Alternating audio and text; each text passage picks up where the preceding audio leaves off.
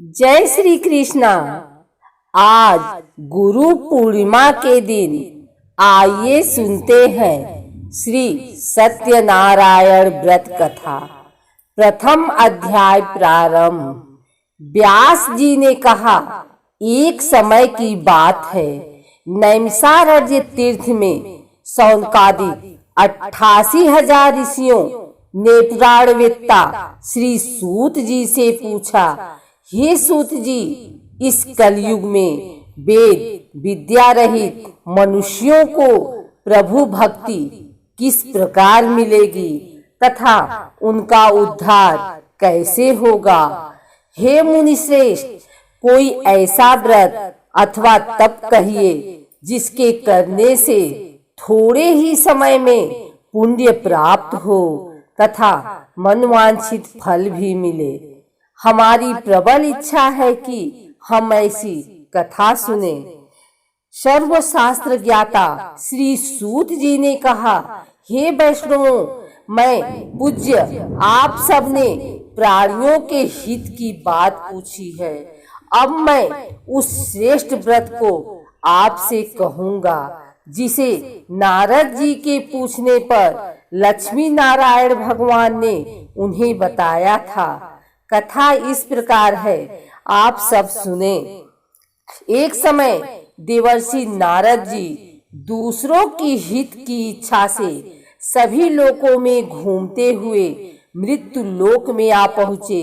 यहाँ अनेक योनियों में जन्मे प्रायः सभी मनुष्यों को अपने कर्मों के अनुसार कई दुखों से पीड़ित देखकर उन्होंने विचार किया कि किस यत्न के करने से प्राणियों के दुखों का नाश होगा। ऐसा मन में विचार कर श्री नारद विष्णु लोक गए।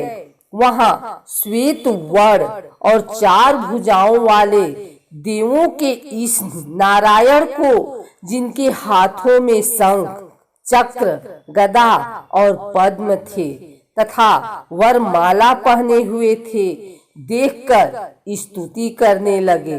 नारद जी ने कहा, हे भगवान, आप अत्यंत शक्ति से संपन्न हैं। मन तथा वाणी भी आपको नहीं पा सकती। आपका आदि मध्य अंत भी नहीं है। आप निर्गुण स्वरूप सृष्टि के कारण भक्तों के दुखों को नष्ट करने वाले हो। आपको मेरा नमस्कार है। नारद जी से इस प्रकार की स्तुति सुनकर विष्णु बोले, हे मुनि श्रेष्ठ, आपके मन में क्या है? आपका किस काम के लिए यहाँ आगमन हुआ है? निसंकोच कहें। तब नारद मुनि ने कहा, मृत्यु लोक में सब मनुष्य जो अनेक योनियों में पैदा हुए हैं, अपने अपने कर्मों द्वारा अनेक प्रकार के दुखों से पीड़ित हैं। हे नाथ, यदि आप मुझ पर दया रखते हैं तो बताइए, उन मनुष्यों के सब दुख थोड़े से ही प्रयत्न से कैसे दूर हो सकते हैं। विष्णु भगवान ने कहा, हे नारद, मनुष्यों की भलाई के लिए तुमने यह बहुत अच्छा प्रश्न किया है। जिस व्रत के करने से मनुष्य मोह से छूट जाता है, वह व्रत मैं तुमसे कहना चाहता हूँ। बहुत पुण्य देने वाला, स्वर्ग तथा मृत्यु दोनों में दुर्लभ एक उत्तम व्रत है, जो आज मैं प्रेम वश होकर तुमसे कहता हूँ। श्री सत्यनारायण भगवान का यह व्रत विधि विधान पूर्वक संपन्न करके मनुष्य इस धरती पर सुख भोग कर मरने पर मोक्ष को प्राप्त होता है। श्री विष्णु भगवान के यह वचन सुनकर नारद मुनि बोले, हे भगवान, उस व्रत का फल क्या है? क्या विधान है?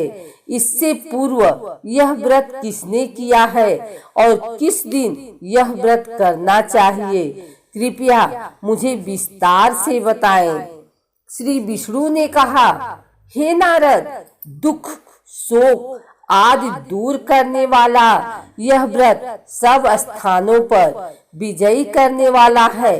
भक्ति और श्रद्धा के साथ किसी भी दिन मनुष्य श्री सत्यनारायण भगवान की संध्या के समय ब्राह्मणों और बंधुओं के साथ धर्म परायण होकर पूजा करे। भक्ति भाव से नैवेद्य केले का फल, शहद, घी, शक्कर अथवा गुड़, दूध और गेहूं का आटा सवाया ले। गेहूं के अभाव में साठी का चूड़ भी ले सकते हैं।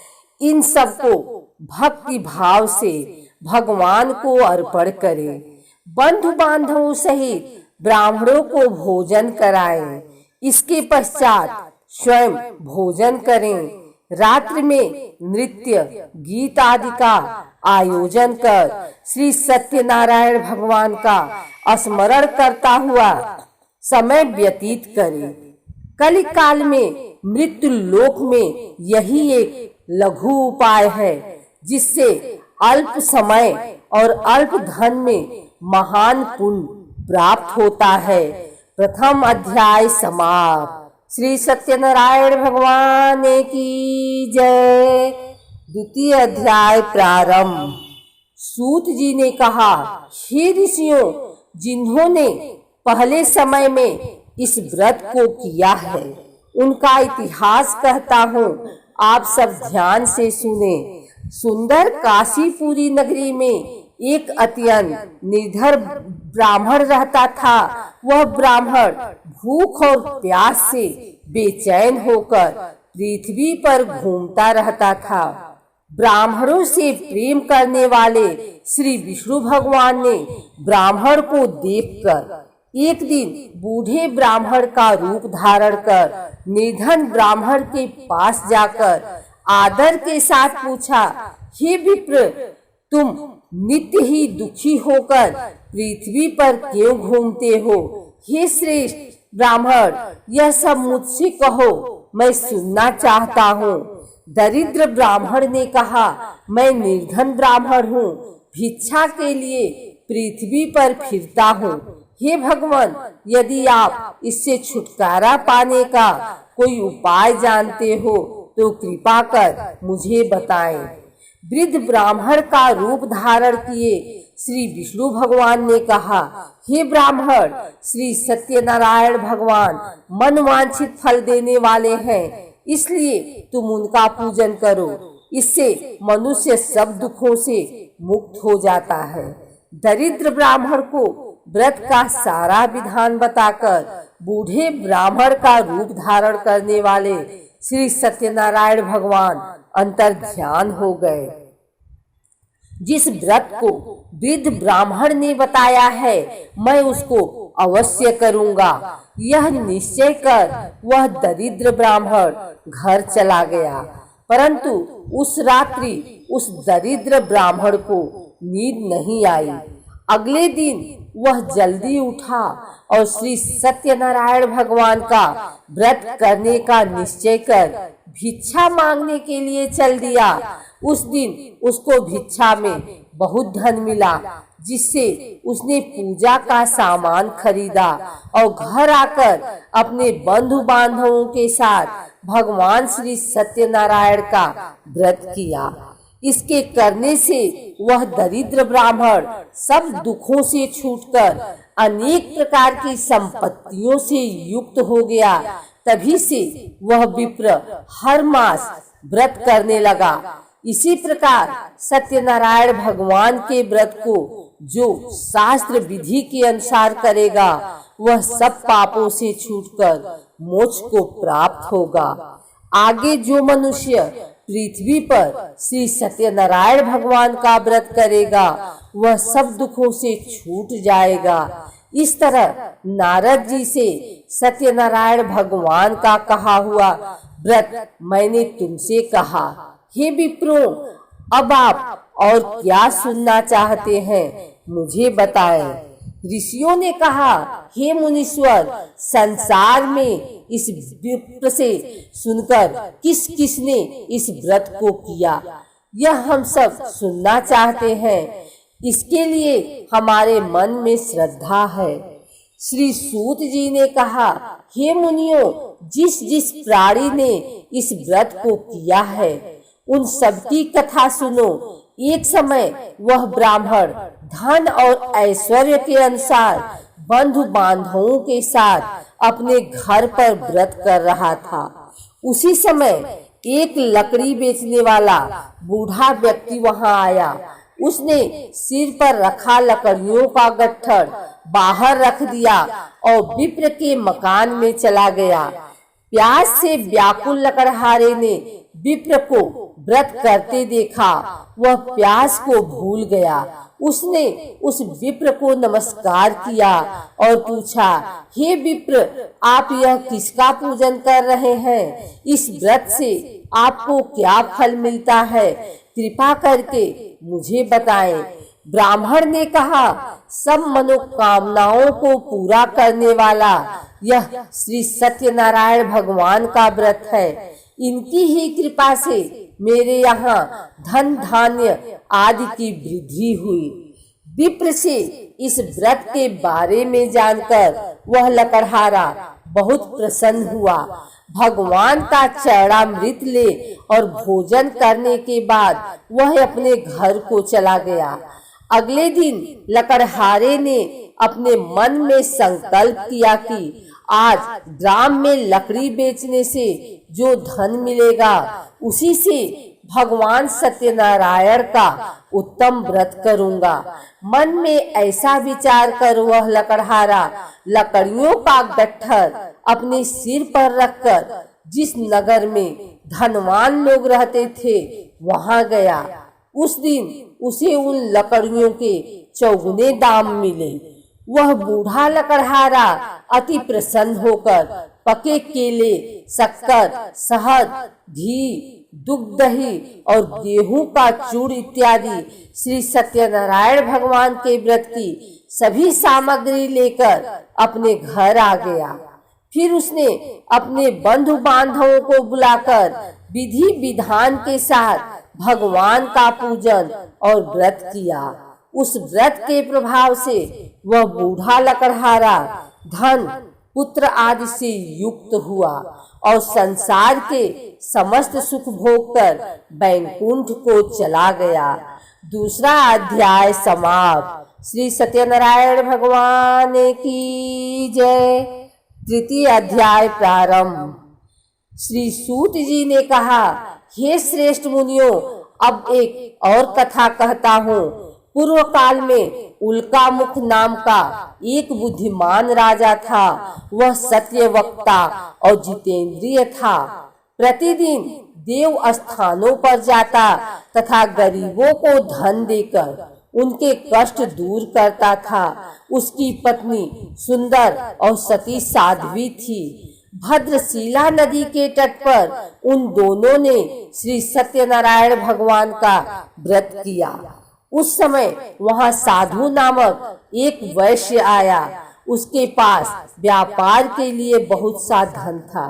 राजा को व्रत करते देख उसने विनय के साथ पूछा, हे राजन, भक्त युक्त चित्त से यह आप क्या कर रहे हैं? मेरी सुनने की इच्छा है। कृपया आप मुझे भी बताइए। महाराज उल्कामुख ने कहा, हे साधु वैश्य, मैं अपने बंधु बांधवों के साथ पुत्रादि की प्राप्ति के लिए महाशक्तिमान सत्यनारायण भगवान का व्रत व पूजन कर रहा हूँ। राजा के वचन सुनकर साधु नामक वैश्य ने आदर से कहा, हे राजन, मुझे भी इसका सब विधान बताइए। मैं भी आपके कथानुसार इस व्रत को करूंगा। मेरे यहाँ भी कोई संतान नहीं है। मुझे विश्वास है कि इससे निश्चय ही मेरे यहाँ भी संतान होगी। राजा से सब विधान सुन व्यापार से निवृत्त हो वह वैश्य खुशी खुशी अपने घर आया। वैश्य ने अपनी पत्नी लीलावती से संतान देने वाले उस व्रत का समाचार सुनाया और प्रण किया कि जब हमारे यहाँ संतान होगी तब मैं इस व्रत को करूंगा। एक दिन उसकी पत्नी लीलावती सांसारिक धर्म में प्रवृत्त होकर गर्भवती हो गई। 10वें महीने में उसने एक सुंदर कन्या को जन्म दिया। कन्या का नाम कलावती रखा गया। इसके बाद लीलावती ने अपने पति को स्मरण दिलाया कि आपने जो भगवान का व्रत करने का संकल्प किया था, अब आप उसे पूरा कीजिए। साधु वैश्य ने कहा, हे प्रिय, मैं कन्या के विवाह पर इस व्रत को करूंगा। इस प्रकार अपनी पत्नी को आश्वासन दे वह व्यापार करने चला गया। काफी दिनों पश्चात वह लौटा तो उसने नगर में सखियों के साथ अपनी पुत्री को खेलते देखा। वैश्य ने तत्काल एक दूत को बुलाकर कहा कि उसकी पुत्री के लिए कोई सुयोग्य वर की तलाश करो। साधु नामक वैश्य की आज्ञा पाकर दूत कंचन नगर पहुंचा और उनकी लड़की के लिए एक सुयोग्य वरी पुत्र ले आया। वरी पुत्र को देखकर साधु नामक वैश्य ने अपने बंधु बांधवों सहित प्रसन्न चित्त होकर अपनी पुत्री का विवाह उसके साथ कर दिया। वैश्य विवाह के समय भी सत्यनारायण भगवान का व्रत करना भूल गया। इस पर श्री सत्यनारायण भगवान क्रोधित हो गए। उन्होंने वैश्य को श्राप दिया कि तुम्हें दारुण दुख प्राप्त होगा। अपने कार्य में कुशल साधु नामक वैश्य अपने जमाता सहित नावों को लेकर व्यापार करने के लिए समुद्र के समीप स्थित रत्नासारपुर नगर में गया। दोनों ससुर जमाई चंद्रकेतु राजा के नगर में व्यापार करने लगे। एक दिन भगवान सत्यनारायण की माया से प्रेरित एक चोर राजा का धन चुराकर भागा जा रहा था। राजा के दूतों को अपने पीछे आते देखकर चोर ने घबराकर राजा के धन को उसी नाव में चुपचाप रख दिया जहां वे ससुर जमाई ठहरे थे। ऐसा करने के बाद वह भाग गया। जब दूतों ने उस साधु वैश्य के पास राजा के धन को रखा, देखा तो ससुर जमाता दोनों को बांध कर ले गए और राजा के समीप जाकर बोले, हमें दो चोर पकड़ कर लाए हैं, कृपया बताएं कि इन्हें क्या सजा दी जाए। राजा ने बिना उन दोनों की बात सुने ही उन्हें कारागार में डालने की आज्ञा दे दी। इस प्रकार राजा की आज्ञा से उनको कठिन कारावास में डाल दिया गया तथा उनका धन भी छीन लिया गया। सत्यनारायण भगवान के श्राप के कारण साधु वैश्य की पत्नी लीलावती व पुत्री कलावती भी घर पर बहुत दुखी हुई। उनके घरों में रखा धन चोर ले गए। एक दिन शारीरिक व मानसिक पीड़ा तथा भूख प्यास से अति दुखित हो भोजन की चिंता में कलावती एक ब्राह्मण के घर गई। उसने ब्राह्मण को श्री सत्यनारायण भगवान का व्रत करते देखा। उसने कथा सुनी तथा प्रसाद ग्रहण कर रात को घर आई। माता ने कलावती से पूछा, हे पुत्री, तू अब तक कहाँ रही व तेरे मन में क्या है? कलावती बोली, हे माता, मैंने एक ब्राह्मण के घर श्री सत्यनारायण भगवान का व्रत होते देखा है। कलावती के वचन सुनकर लीलावती ने सत्यनारायण भगवान के पूजन की तैयारी की। उसने परिवार और बंधुओं सहित श्री सत्यनारायण भगवान का पूजन व व्रत किया और वर मांगा कि मेरे पति और दामाद शीघ्र ही घर वापस लौट आए। साथ ही भगवान से प्रार्थना की कि हम सबका अपराध क्षमा करो। श्री सत्यनारायण भगवान इस व्रत से संतुष्ट हो गए। उन्होंने राजा चंद्रकेतु को स्वप्न में दर्शन देकर कहा, हे राजन, जिन दोनों वैश्यों को तुमने बंदी बना रखा है वे निर्दोष हैं। उन्हें प्रातः ही छोड़ दो, अन्यथा मैं तेरा धन, राज्य, पुत्रादि सब नष्ट कर दूंगा। राजा से ऐसे वचन कहकर भगवान अंतर्ध्यान हो गए। प्रातःकाल राजा चंद्रकेतु ने सभा में सबको अपना स्वप्न सुनाया और सैनिकों को आज्ञा दी कि दोनों वणिक पुत्रों को कैद से मुक्त कर सभा में लाया जाए। दोनों ने आते ही राजा को प्रणाम किया।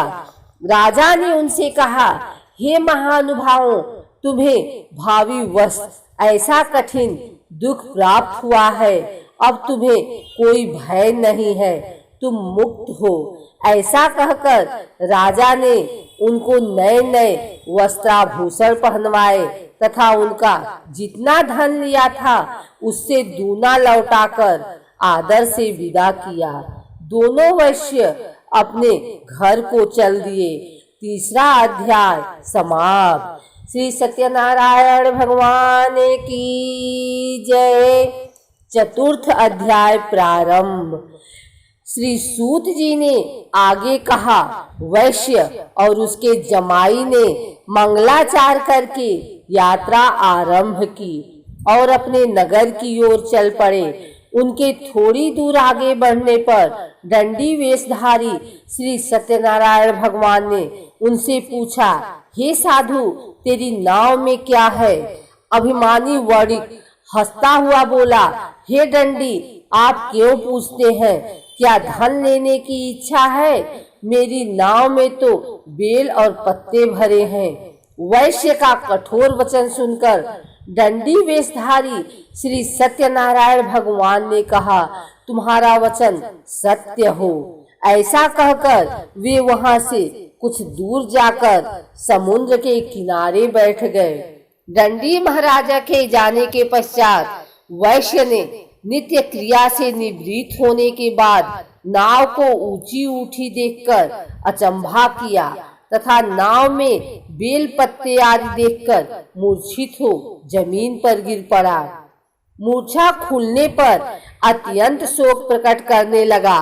तब उसके जमाता ने कहा, आप शोक न करें, यह दंडी महाराज का श्राप है, अतः उनकी शरण में ही चलना चाहिए, तभी हमारी मनोकामना पूरी होगी। जामाता के वचन सुनकर वह साधु नामक वैश्य दंडी महाराज के पास पहुंचा और भक्ति भाव से प्रणाम करके बोला, मैंने जो आपसे असत्य वचन कहे थे उसके लिए मुझे क्षमा करें।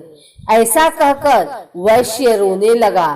तब दंडी भगवान बोले, हे वणिक पुत्र, मेरी आज्ञा से तुझे बार बार दुख प्राप्त हुआ है, तू मेरी पूजा से विमुख हुआ है। साधु नामक वैश्य ने कहा, हे भगवान, आपकी माया से ब्रह्मा आदि देवता भी आपके रूप को नहीं जान पाते, तब मैं अज्ञानी भला कैसे जान सकता हूँ? आप प्रसन्न होइए, मैं अपनी सामर्थ्य के अनुसार आपकी पूजा करूँगा। मेरी रक्षा करो और पहले के समान मेरी नौका को धन से पूर्ण कर दो। उसके भक्ति युक्त वचन सुनकर श्री सत्यनारायण भगवान प्रसन्न हो गए और उसकी इच्छा अनुसार वर देकर अंतर्ध्यान हो गए। तब ससुर व जमाता दोनों ने नाव पर आकर देखा कि नाव धन से परिपूर्ण है। फिर वह भगवान सत्यनारायण का पूजन कर जामाता सहित अपने नगर को चला। जब वह अपने नगर के निकट पहुंचा, तब उसने एक दूत को अपने घर भेजा। दूत ने साधु नामक वैश्य के घर जाकर उसकी पत्नी को नमस्कार किया और कहा, आपके पति अपने दामाद सहित इस नगर के समीप आ गए हैं। लीलावती और उसकी कन्या कलावती उस समय भगवान का पूजन कर रही थी। दूत का वचन सुनकर साधु की पत्नी ने बड़े हर्ष के साथ सत्यदेव का पूजन पूर्ण किया और अपनी पुत्री से कहा, मैं अपने पति के दर्शन को जाती हूँ, तू कार्य पूर्ण कर शीघ्र आ जाना। परंतु कलावती पूजन एवं प्रसाद छोड़कर अपने पति के दर्शनों के लिए चली गई। प्रसाद की अवज्ञा के कारण सत्यदेव रुष्ट हो गए। फलस्वरूप उन्होंने उसके पति को नाव सहित पानी में डुबो दिया। कलावती अपने पति को न देख रोती हुई जमीन पर गिर पड़ी। नौका को डूबा हुआ तथा कन्या को रोती हुई देख साधु नामक वैश्य दुखित हो बोला, हे प्रभु, मुझसे या मेरे परिवार से जो भूल हुई है उसे क्षमा करो। उसके दीन वचन सुनकर सत्यदेव भगवान प्रसन्न हो गए। आकाशवाणी हुई, हे वैश्य, तेरी कन्या मेरा प्रसाद छोड़कर आई है, इसलिए इसका पति अदृश्य हुआ है। यदि वह घर जाकर प्रसाद खाकर लौटे तो इसका पति अवश्य मिलेगा। आकाशवाणी सुनकर कलावती ने घर पहुंचकर प्रसाद खाया और फिर आकर अपने पति के दर्शन किए। तत्पश्चात साधु वैश्य ने वही बंधु बांधवों सहित सत्यदेव का विधि पूर्वक पूजन किया। वह इस लोक का सुख भोगकर अंत में स्वर्ग लोक को गए। चौथा अध्याय समाप्त। बोलिए श्री सत्यनारायण भगवान की जय। पंचम अध्याय प्रारंभ। श्री सूत जी ने आगे कहा, हे ऋषियों, मैं एक और भी कथा कहता हूँ, उसे भी सुनो। प्रजा पालन में लीन तुगध्वज नाम का एक राजा था। उसने भगवान सत्यदेव का प्रसाद त्याग कर बहुत दुख पाया। एक समय राजा वन में वन्य पशुओं को मारकर बड़ के वृक्ष के नीचे आया। वहां उसने ग्वालों की भक्ति भाव से बंधु बांधवों सहित श्री सत्यनारायण का पूजन करते देखा। परंतु राजा देखकर भी अभिमानवश न तो वहां गया और न ही सत्यदेव भगवान को नमस्कार ही किया। जब ग्वालों ने भगवान का प्रसाद उनके सामने रखा तो वह प्रसाद त्याग कर अपने नगर को चला गया। नगर में पहुंचकर उसने देखा कि उसका सब कुछ नष्ट हो गया है। वह समझ गया कि यह सब भगवान सत्यदेव ने ही किया है। तब वह उसी स्थान पर वापस आया और ग्वालों के समीप गया और विधि पूर्वक पूजन कर प्रसाद खाया तो सत्यनारायण की कृपा से सब कुछ पहले जैसा हो गया और दीर्घ काल तक सुख भोग बनने पर स्वर्ग लोक को चला गया। जो मनुष्य इस परम दुर्लभ व्रत को करेगा, श्री सत्यनारायण भगवान की कृपा से उसे धन धान्य की प्राप्ति होगी। निर्धन धनी और बंदी बंधन से मुक्त होकर निर्भय हो जाता है। संतानहीन को संतान प्राप्त होती है तथा सब मनोरथ पूर्ण होकर अंत में वह बैकुंठ धाम को जाता है। जिन्होंने पहले इस व्रत को किया, अब उनके दूसरे जन्म की कथा भी सुनिए। सतानंद नामक ब्राह्मण ने सुदामा के रूप में जन्म लेकर श्री कृष्ण की भक्ति कर मोक्ष प्राप्त किया। उल्का मुख नाम के महाराज राजा दशरथ बने और श्री रंगनाथ का पूजन कर बैकुंठ को प्राप्त हुए। साधु नाम के वैश्य ने धर्मात्मा व सत्य प्रतिज्ञ राजा मोरध्वज बनकर अपनी देह को आरे से चीरकर दान करके मोक्ष को प्राप्त हुआ। महाराज तुगध्वज स्वयंभू मनु हुए। उन्होंने बहुत से लोगों को भगवान की भक्ति में लीन कर मोक्ष प्राप्त किया। लकड़हारा भील अगले जन्म में गुह नामक निषाद राजा हुआ, जिसने भगवान राम के चरणों की सेवा कर मोक्ष को प्राप्त किया। पंचम अध्याय समाप्त। बोलिए श्री सत्यनारायण भगवान की जय।